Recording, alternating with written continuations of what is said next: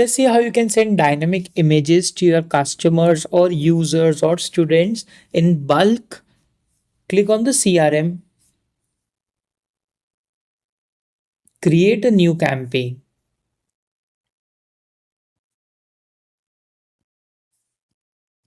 Now select your channel version, enter a name for the campaign, select your audience, select message, select your channel, and select a template. Now to send dynamic images, for sure your template should have an image header.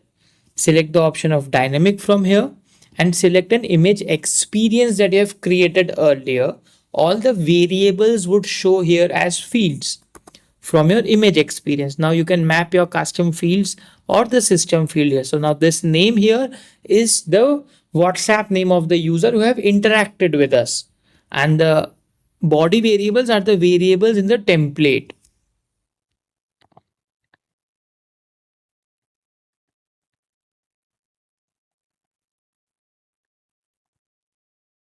Now click on next, save campaign,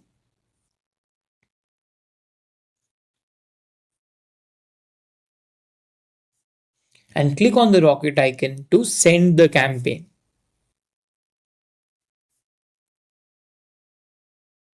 Now dynamic images are sent a bit slower than the normal campaigns.